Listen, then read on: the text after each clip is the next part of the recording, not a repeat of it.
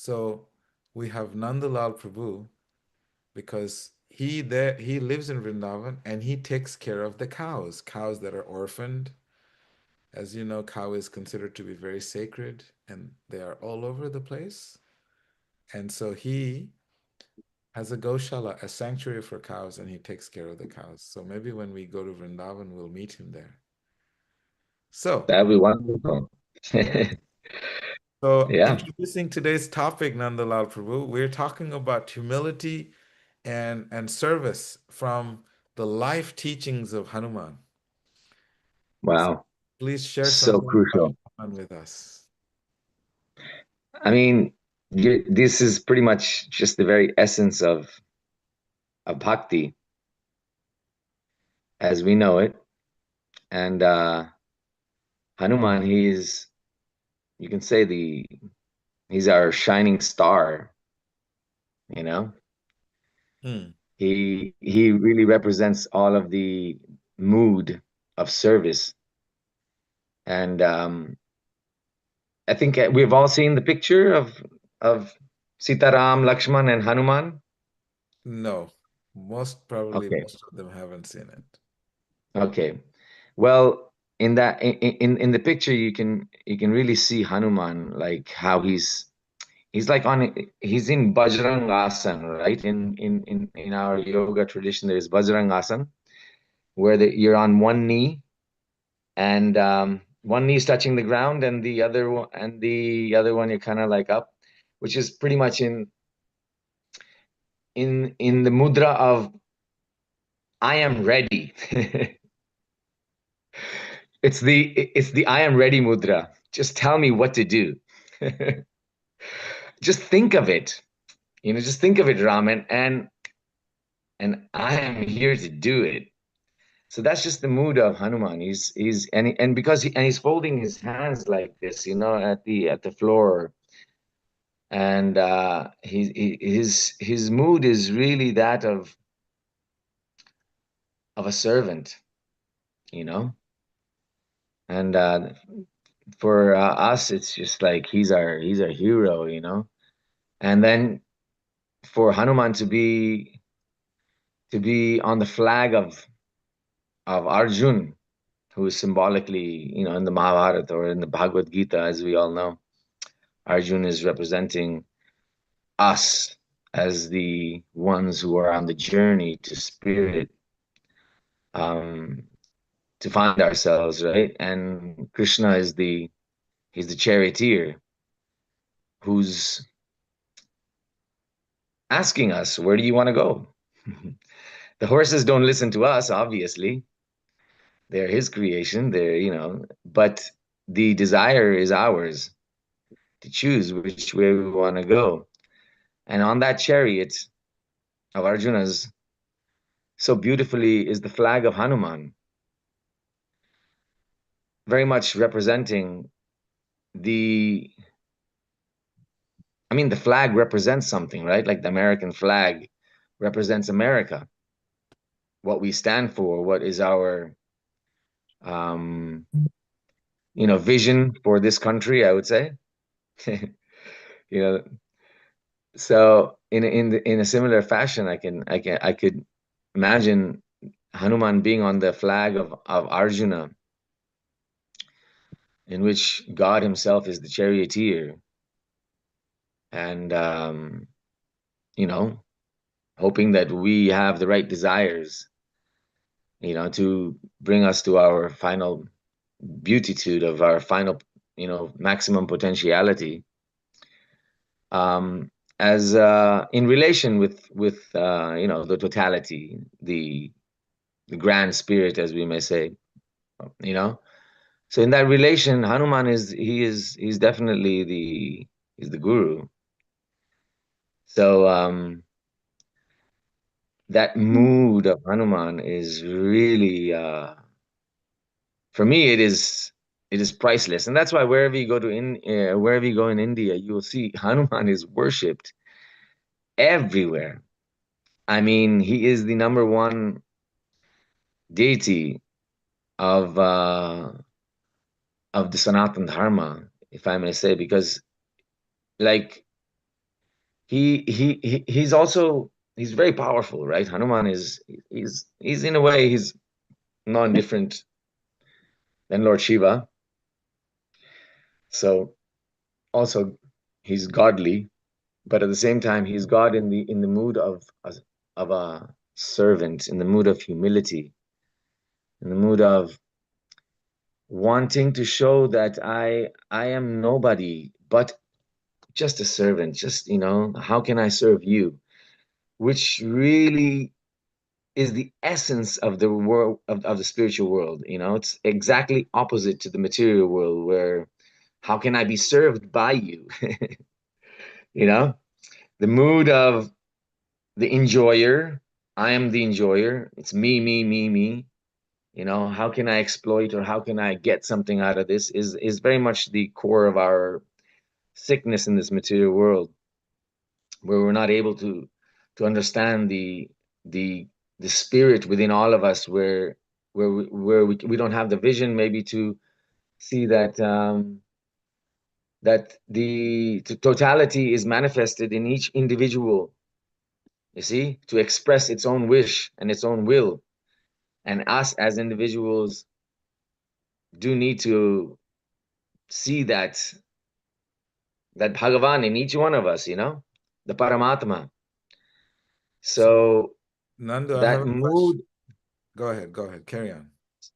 No, I was just bringing to attention how Bhagavan comes in the form of Hanuman to show us the mood of service, the mood Mm. of, how can I serve you, which is very much the essence of the spiritual world, the world of God, where God becomes the servant, to his devotees. There's so many beautiful leelas in our scriptures where we can see that Krishna is literally washing the feet of Sudama, you know, of his devotees, and he's drinking that just to honor them, just to show that in this realm of spirit, there's no question of ego or I am God. God's been God for so long. I don't think it's a big deal for him anymore. He's not, That he job really wants to. Sorry, go that on. job is not up for grabs. It's not up for grabs. It's not up for grabs, but at the same time, it's not a big deal for him. He's not on a God trip. You know, He's on a love trip. As long as we can drop that ego and come to him in that absolute realm of truth, you know, then we very much personify when we are totally aligned to that truth, then we become that truth. And that truth is personified in God. So then at that time, there's actually no difference between both truths, actually. so So, thought yeah, I mean, speaking of him, sorry, what were you saying? I had a thought because as you were speaking, I was thinking of how Hanumanji, in that Yeah, this this this powerful personification, embodiment of humility and service and surrender. How in that story in the Ramayana, when Hanuman and all the monkeys gathered on one side of the ocean, trying to figure out how they're going to cross the ocean to get to the other side right, to meet Sita Devi. Sita Devi is the wife of Ram, the consort of Ram. And many of you may not know the story. So just a brief uh, uh, story background is that there is this evil king living in an island called Sri Lanka, currently known as. His name was Ravana, and he had kidnapped the wife of Ram, this prince of Ayodhya. And this prince of Ayodhya, he was banished to the forest, so he didn't have an army. So he gathered all the monkeys in the forest to assist him, and that became his army to go and find his wife. And they had to figure out how to make a way to cross the ocean and bring back this princess, this queen, Sita Devi. And so On the bank of the ocean, when all the monkeys assembled, they had a discussion. Who can do this Herculean task of crossing over to the other side and bring Sita Devi back or give her a message? So, in that discussion, I remember Jambavan, this senior-most of the group, he was the bear. And this was a very celestial bear who had tremendous mystical powers. He was this wise old bear, and he knew a lot. So he reminded Hanuman of his powers that was actually hidden inside of Hanuman, just as it's very symbolic to understand that a teacher's responsibility is actually to bring out that hidden secret, the hidden truth that lies in each and every one of our hearts.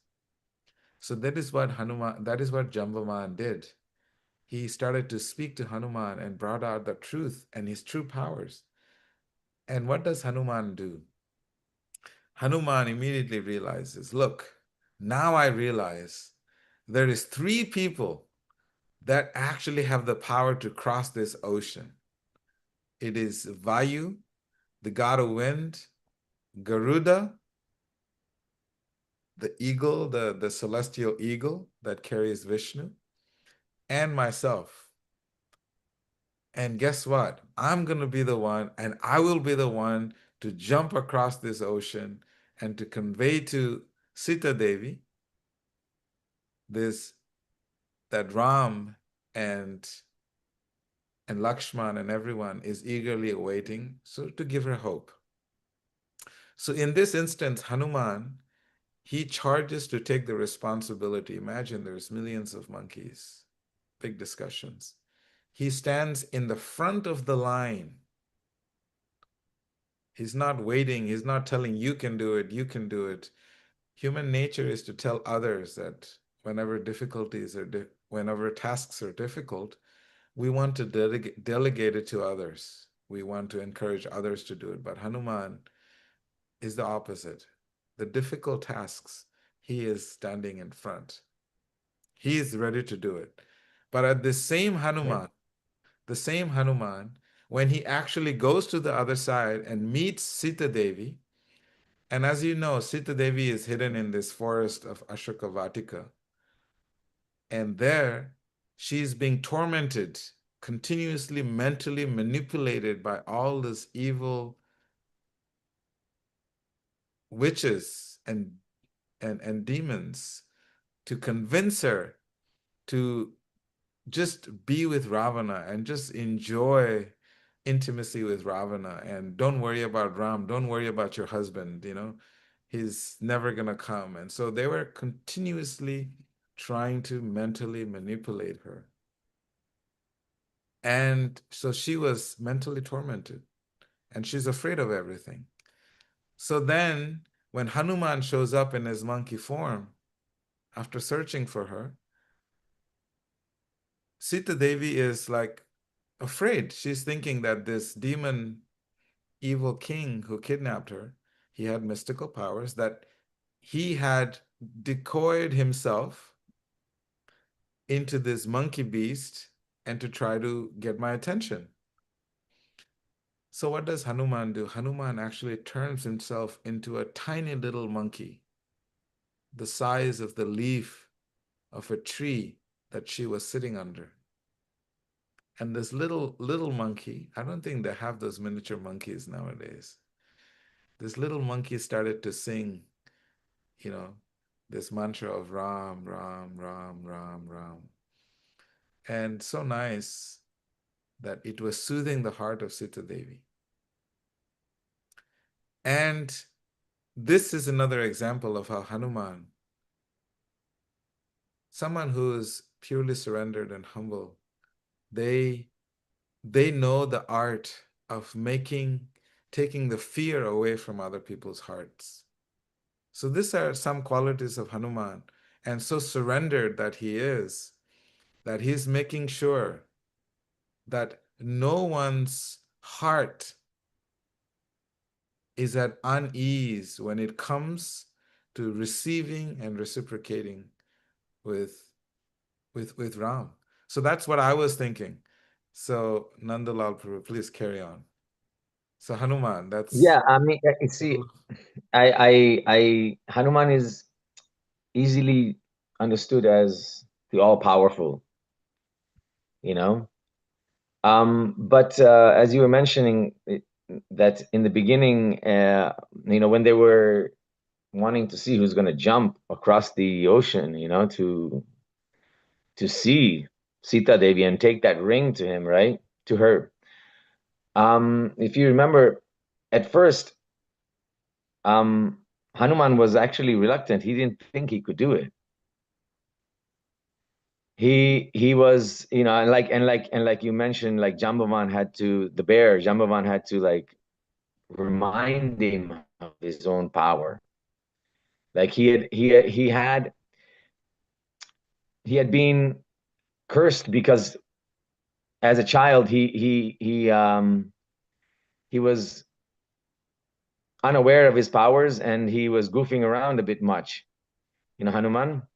And then a sage had cursed him that he would forget his powers, and only upon the reminding of a of a saintly being would he remember his powers again.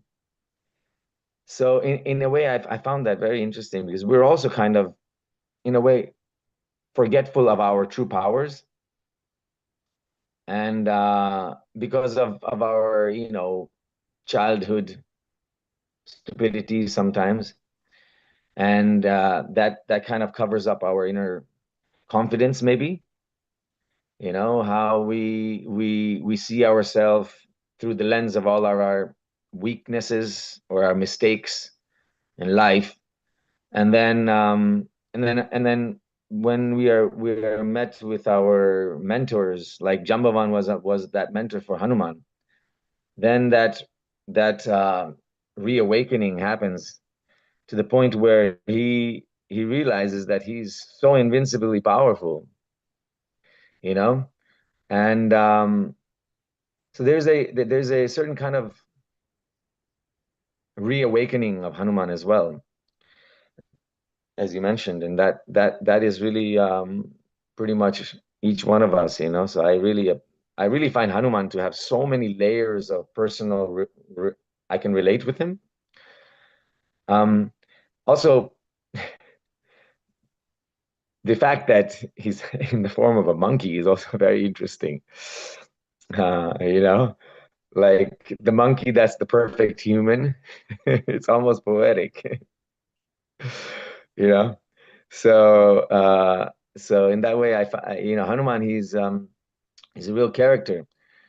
And when he brings that ring to Mother Sita and says, "I'm here to bring you a message of Lord Ram, that he is looking for you and he will come and get you," he brings that reassurance to her, that now you are going to be rescued.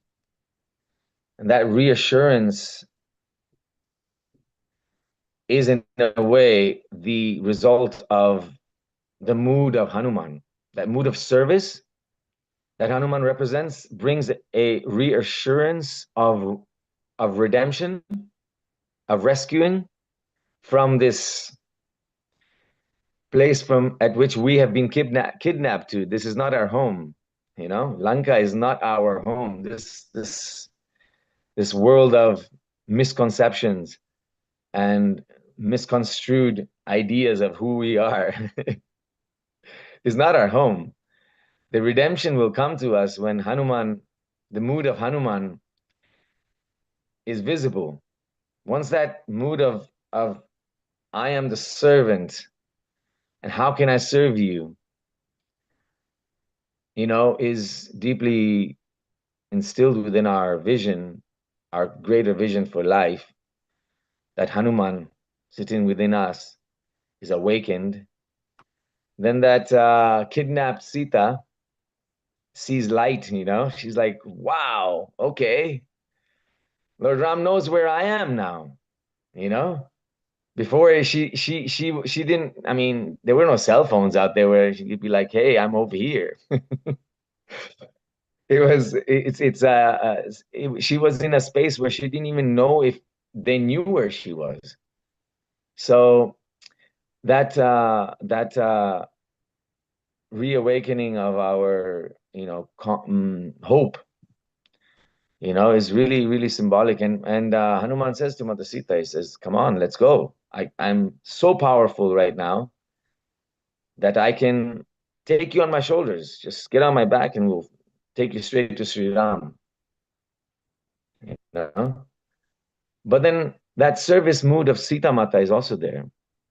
You can also see that she is the whole realm of spirit is in that mood of service, you know? So she's like, no, that's okay. Thank you for the offer. I know you're powerful. You can easily carry me on your back, and we can, you bring me straight to Sri Ram. But I know it is the wish of Sri Ram that he wants to um like annihilate all the evil forces that are predominant on this planet right now. And one of these evil forces is this Ravana. So I'm going to stay here, and I want you to bring him here. you know? So in that way, she's also in this mood of service. She's put herself as a medium and a good reason for Ram to come and uh, and annihilate this demon Ravana. So in that way, I mean, it's always this mood of service that is really, for me, I get to see it everywhere, like in every aspect of um of the Leelas of Bhagavan. They're just him, and of course all the bhaktas, all the devotees, or you can say the, Leela's seekers. Nandala. Leela, the word he's using means divine play. Just for That's reference right. for Yeah, someone. Yeah. sorry, yeah. Okay, yeah. We need some translations here. Thank you. Um, so in the divine play, there's always a multifaceted action. It might look like something, but when you look at it deeper, you realize that actually there's a whole nother multiple meanings. And that is the beauty of that realm of spirit, where it's really so beautiful that you keep on opening up to newer and newer dimensions of one simple lila. So yeah, that mood of service, that humility, always humble, not always running to the front and showing that I am, like wanting to show off rather than wanting to serve. It's a really it's a beautiful, beautiful space to be in, and it's really easy. It's so much easier when you don't have to, like, you know always, like, be trying to match up to the showmanship. Like, yeah, I'm sure we can all relate to that. Everyone trying to show off somehow or other, my fancy car, my fancy watch, my fancy this, my fancy body, my fancy, you know, it, you know, I am the cent. Look at me, and the peacock within us is always there. One And one of that's my that. Go ahead, go ahead. I'm just saying that dynamic is tiring. Yeah. Constant competition and constant, like, trying to be in a dynamic of one-upmanship, like I'm better, or I'm this and I'm that, rather than just like, where can I find my little spot where I just sit and I'm just, how can I serve you? Like, can I just be engaged in somehow to, like, do my humble part here, In that kind of dynamic, it's so much more easier to to open up, Mm. to find our true self, in relation to others. um it's just so much more easier. I found that this aspect of humility is so beautiful. It just makes it easy, just makes it so natural, you know, to relate. And that vulnerability, I would say, is also another word for humility. It's of course, but for vulnerability, you need also to look at The who's on the other reciprocal side, is because sometimes you have someone who's not the proper person to open up to. But in humility, there is that. Once you know that this person is also a genuine seeker, and is also a person who wants this path as much as I do, at that time, then all of these beautiful qualities, they have a beautiful place for them, and I had a in thought on that, Nandala. I was just thinking yeah, how in this whole process of surrender, if we surrender, then we are joining that divine play. right, And if so we don't surrender, then we're playing someone else's game. We're on someone else's stage. And so if we really surrender, and we see in the case of Hanuman, he's worshipped and celebrated because he's part of a divine play.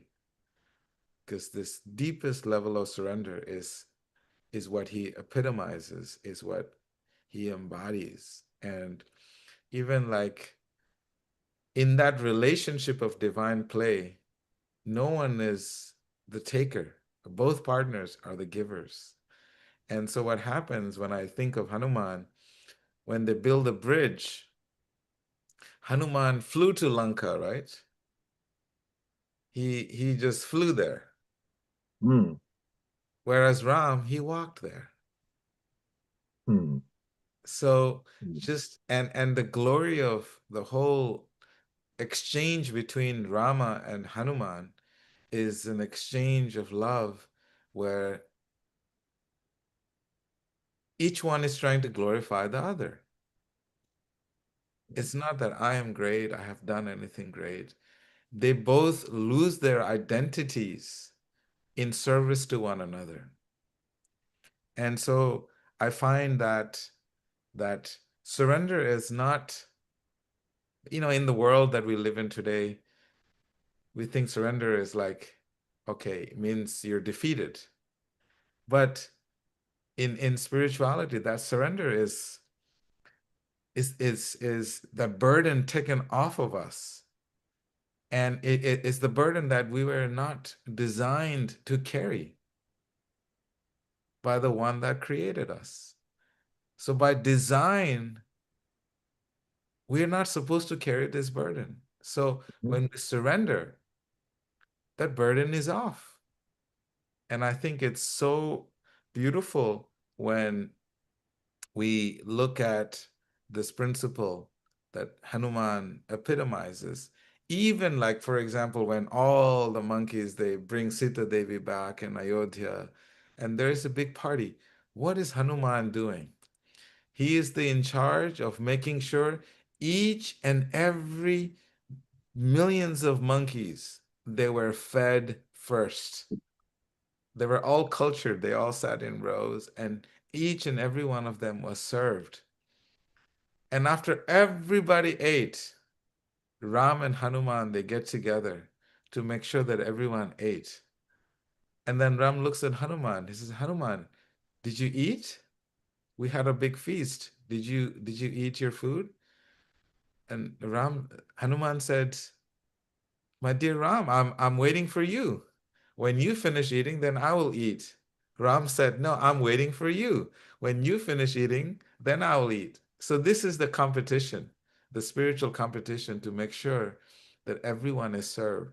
And so much so that this mood of thinking of others first that Ram and Hanuman, they both could not, no one could win.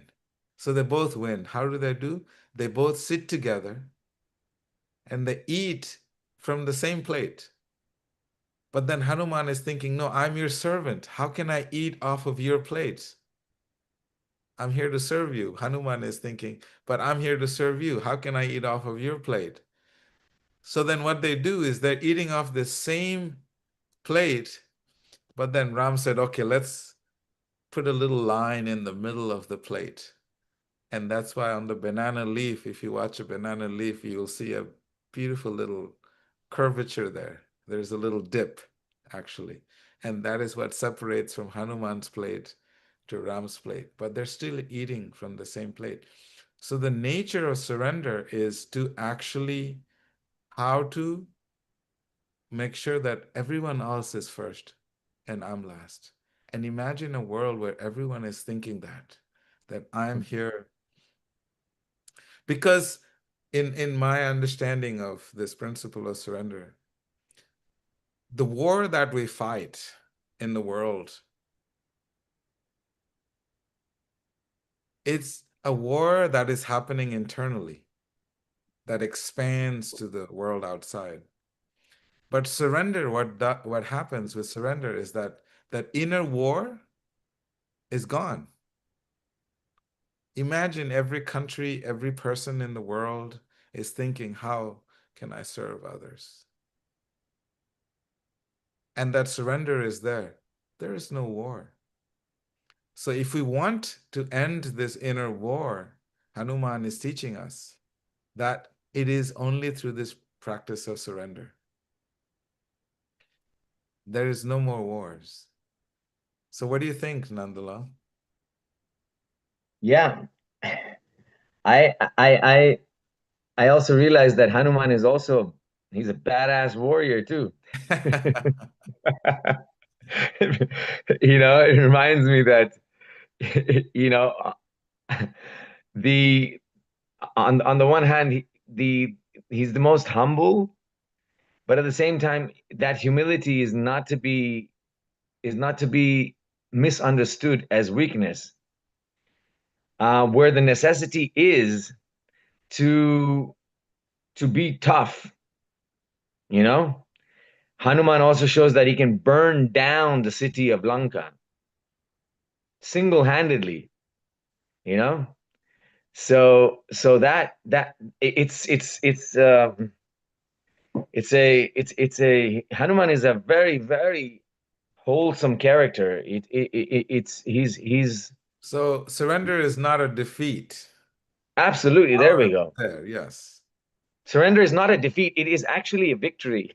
Yes, yes, yes. Surrender is true victory because it's not easy to surrender. Let's just put it that way. My God, it's a concept that seldom is understood deeply. You know, to actually let go of that grip that we have on that not we have our ego has on ourself. Is not easy to let go because it's so many lifetimes of imprints and doing the same repetition, that to surrender that it's a massive task. It's a mammoth task. And But thinking and it about takes a Hanuman, yeah, thinking that about it, warrior as well, within us to sorry, I'm just putting my phone on the charge. I was thinking how surrender, when we surrender, we actually stop performing. Otherwise, life is a performance on this material world of Right, theater. It's right. like this constant performing, this expectation, living up to all this, imaginary, fictitious expectations that is imposed on all of us. And so we have to continuously perform in this world. So it's this world is being the theater, and we are continuously performing. It's very, very tiring. So in the tradition of bhakti, they said that surrender, the moment you start surrendering, that is when you actively choose living your life from freedom. Unless surrender, there is no freedom. Unless we surrender, you're not living. You're living someone else's life. And so in the practice of bhakti, that it's so important to inculcate this principles of surrender so we can actually learn to live our life. We can actually experience freedom because without surrender, there is no freedom. You're fighting something. The war is on. The battle is going on. And so every time I think of Hanuman, powerful warrior, but the real power is inside. He's Yeah. not expressing by, destroying. He could destroy the whole army, but he doesn't. And each and every one of us have so much power, but and we're on so many different stages doing so many different performances. But when we surrender, then the true freedom, true power begins to express itself. So that's what I've been thinking. Your concluding thoughts, Nandalal Prabhu. We have 5 minutes. Wow. I just feel like the topic is so vast. We have literally actually just touched a little scratched it actually, because who Hanuman represents is pretty much the very goal of all spirituality, if I may say, be it yoga, be it jnana, be it dhyana, be it all any path you can imagine. The mood of Hanuman is the culmination of it all, and and so therefore, how do we even how do we grasp that such a vast um, topic in such a short time? But I think we've gotten some idea of what that mood is, and from there, many new shoots can manifest. So yeah, it's definitely something that is very, very important for me. Hanuman is my number one guru, and he's the guru of all the gurus, you know. And just if I could imbibe his mood of service and his humility of being the most powerful person, yet always thinking that I can't do it. He's always like Jambavan had to literally pressurize him. So in that way, he knows his power, but at the same time, he's not like proud, too cocky about it. So that these qualities of Hanuman are just they're my guiding lights of beacons of light. They show me where my direction is, and yeah, that's all I can say. I live by the principles of Hanuman, and I hope that we can all somehow or other bring that into our life. That Hmm. would be very, very, very beneficial in our spiritual journey.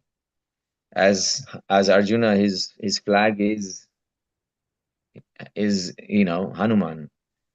So that is our flag. That's our emblem, for what we stand for as servants of God, as seekers of the truth, the very essence of our soul. Nobody likes to be cheated. Nobody wants some pseudo decoy truth, We want the real deal. And therefore, we pursue the real deal, Therefore, our essence is the truth because we want it. That's what our pursuit is. That's why it shows that this is what our truth is, because we all are looking for that. And Hanuman, he is our shining star. He's our guide. that's that's all I got to say, brother. Thank you. Thank you. Thank you. I just wanted to end one sentence up to this is, Hanuman, for me personally, is very deep because to me he epitomizes this principle of losing one's identity, the ego identity that we have been carrying ourselves. He epitomizes how to dissolve that ego identity because in his service, Hanuman never uses the I. When you engage in such service with surrender, that you lose your identity as I am the doer, you just lose the I. As soon as the I is gone, you have entered into the realm of freedom. You have entered into the realm of divine union with God. And so this is what Hanuman epitomizes. And I want to thank Nandalal and thank each and every one of you. It is time's up. If anybody has one thought, any reflection anybody wants to share.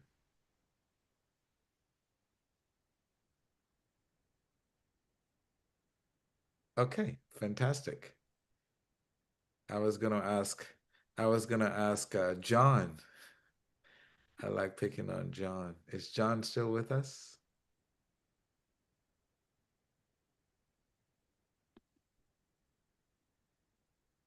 Okay, I think he probably dropped off. But anyway, thank you all very much for joining us today. It is such an honor to be with all of you every Saturday, and it's definitely refreshing to dive into this deep matters of the heart.